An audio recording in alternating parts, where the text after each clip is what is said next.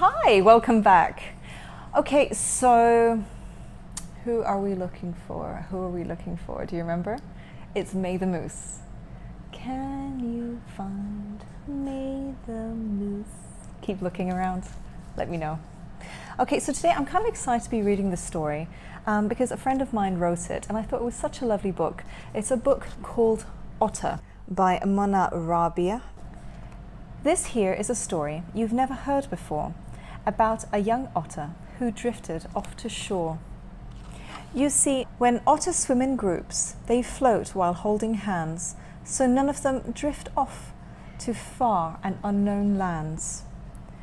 But sadly for our friend, one very dreamy night, he wiggled in his sleep and drifted out of sight. He woke feeling scared, without a single clue. He'd never been alone. All this was very new. At shore there was a toucan, perched up on a tree. Otter swam towards him to ask him what he could see. "I've lost my otter friends while sound asleep at night. Will you help me find them? Oh, please tell me you might." "Although my eyes are blind, there is magic in my beak. This thing can always find whatever you may seek. Just tell me how they look. Describe them well to me. My beak will find out where all of them could be." But he could not recall the way they looked at all. Were they short, round and fat? Or were they thin and tall? Swinging from a tree branch, a monkey came his way. "Otter, what has happened? Oh, tell me if you may." Otter told the monkey the story from the start. He said it as he sat with quite a heavy heart. "That's simple," Monkey said. "There is one easy clue. Well, all your otter friends, they look the way you do. Here, take this leaf and branch and draw the things I say. Your arms and legs are long. I see you in that way." Then Mr. Fox appeared and said he'll help as well. The fox had things to say. Yes, he had things to tell. "Both your ears are pointy. Your tail is big and long. Your fangs are very sharp. They look so very strong." Then came Mrs. Hedgehog to share what she could see. "Your eyes are very small. What a strange way to be." Hippo looked at Otter and laughed at what he saw. "Oh dear, you're very fat. That is what you should draw." The otter's very fat. Poor Otter sat nearby, feeling so very blue. His drawings looked like them. At least that part he knew.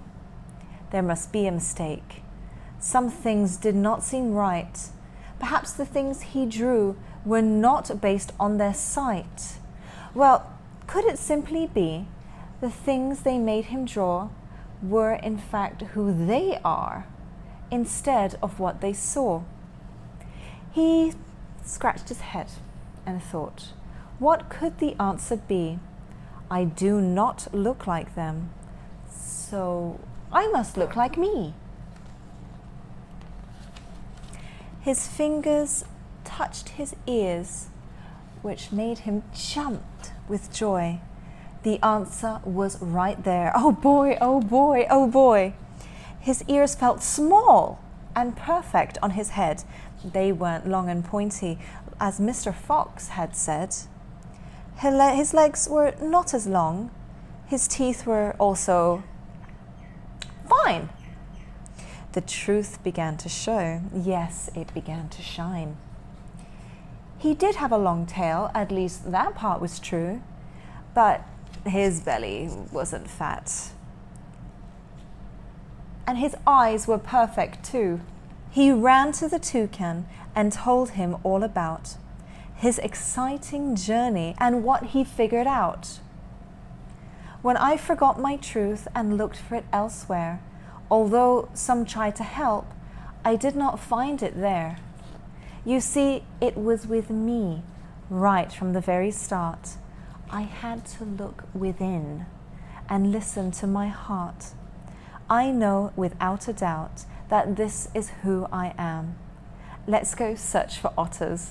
I wonder where they swam. The toucan's beak then searched, and it wasn't long before it found his missing friends all swimming far from shore. He swam to them with pride. He had so much to tell. Well, it was very clear he'd learned his lesson well. We hope you too will know, no matter what they say, that you are only you, splendid in every way. Isn't that a lovely book? I really like it. It's so uplifting. I feel that this story was telling us that no matter what other people say, no matter what their opinions are, you are you, perfect as you are. That's another good night from me. Brush teeth.